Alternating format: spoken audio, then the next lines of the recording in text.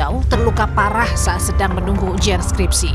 Faradila diserang dengan senjata tajam oleh seorang mahasiswa yang ia kenal dekat. Pelaku ditangkap petugas keamanan kampus dan dibawa ke Polsek Bina Widya beserta parang dan kapak sebagai barang bukti. Saat itu korban sedang menunggu jadwal ujian di ruangan lantai 2 ini. Namun seketika datang si pelaku dengan membawa parang dan kampak. Namun saat itu yang dikeluarkan kampak mendatangi di ruangan ujian ini, di ruangan ujian hukum ini, lalu menyerang si korban. Ini yang kami tahu asmara sih, cuma nanti kami dalami lagi. Kalau dari keterangan yang kami dapat di TKP, sempat melarikan diri melalui jendela, namun sempat dikejar lagi oleh pelaku. Atas peristiwa ini, pihak kampus UIN Suska Riau merasa sangat prihatin karena penganiayaan terjadi di lingkungan pendidikan. Pihak kampus UIN Suska Riau akan memberikan sanksi kepada mahasiswa pelaku penganiayaan sesuai kode etik kampus dan menyerahkan proses hukum ke polisi. Kampus secara internal memiliki aturan kode etik, tetapi jika dia kasus kriminal, biasanya otomatis mahasiswa ini akan mendapatkan hukuman terberat secara etis. Jadi untuk mencegah ke depan kita akan melakukan lagi, sebenarnya kita sudah kerjasama dengan Polda, BNN dan beberapa pihak untuk kemudian meningkatkan kewaspadaan kita di kampus. Korban yang luka berat kini dirawat di Rumah Sakit Bayangkara Polda Riau untuk selanjutnya dirujuk ke RSUD Arifin Ahmad. Sementara akibat perbuatan pelaku dijerat dengan Undang-Undang Nomor 1 Tahun 2023 tentang Pasal 469 dengan ancaman 12 tahun penjara. Tim Liputan Kompas TV. Hanya karena merasa diabaikan, pelaku nekat membacok teman dekatnya sedang fokus menyelesaikan ujian skripsi. Kita bahas bersama Dekan Fakultas Syariah dan Hukum UIN Sultan Syarif Kasim Magfiroh. Pak Magfiroh, selamat petang. Selamat petang, Mbak. Oke Pak Dekan, dari koordinasi dengan polisi, apa yang bisa pihak kampus sampaikan? Oh ya, dari peristiwa ini kita sudah bekerja sama dan menyerahkan pelaku ke pihak kepolisian agar ditindak sesuai dengan hukum yang berlaku. Sampai hari ini kita dengan pihak kepolisian dan sekarang pelaku sedang ditahan di Polsek Kota Pekanbaru. Untuk status kemahasiswaannya seperti apa, Pak? Ya, kampus kita kan punya kode etik tersendiri. Bentuk-bentuk akan dilakukan oleh mahasiswa, mulai dari yang ringan, sedang, sampai yang berat, itu akan dikenai sanksi sesuai dengan aturan yang ada di kode etik ini.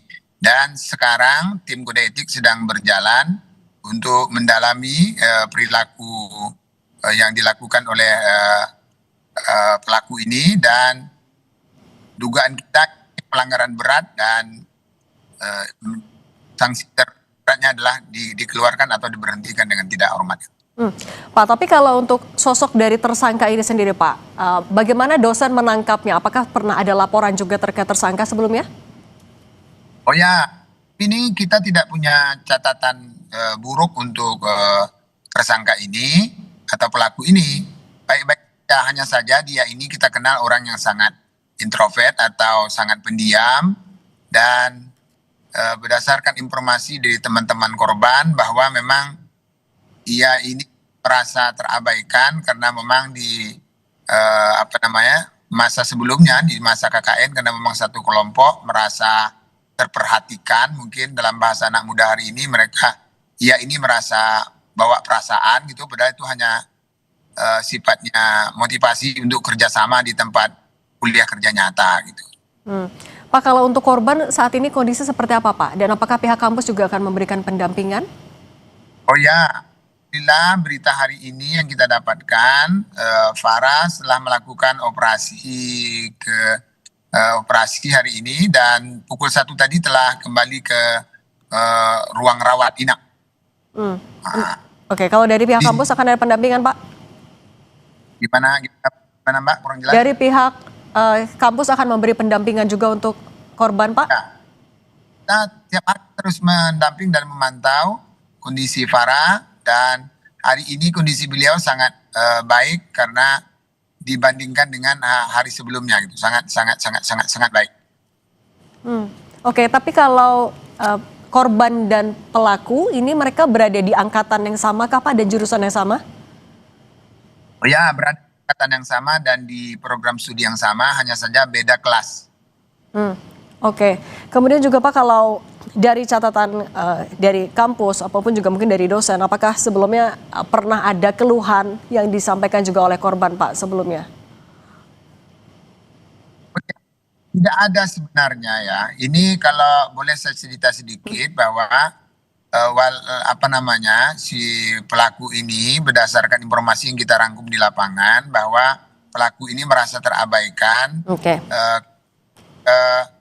Farah di waktu KKN itu dia sekretaris di kelompoknya, sehingga dia tentu termasuk orang yang memberi motivasi ke kawan-kawan untuk giat menyelesaikan proker-proker yang telah direncanakan. Seperti di sini pelaku merasa terperhatikan yang mungkin boleh jadi sebelumnya tidak pernah ia dapatkan, sehingga akhirnya dia merasa ada hal yang spesial, padahal oleh korban sebenarnya nggak ada apa-apa, biasa aja, hanya seperti kerja. Baik. Nah, jadi ketika Farah akan seminar proposal, jadi bukan ujian skripsi ya, seminar proposal. Jadi dia kirim berita di grup KKN-nya itu, mohon doanya ya, saya besok ini mau seminar proposal. Nah, diduga mengetahui keadaan Farah besoknya akan ada datang ke kampus, lalu disitulah. Baik. Oke, baik. Doa terbaik untuk korban semoga segera pulih. Pak Dekan Fakultas Syariah dan Hukum UIN Sultan Syarif Qasim, Pak Magfiro, terima kasih sudah berbagi bersama kami. Sehat selalu Pak.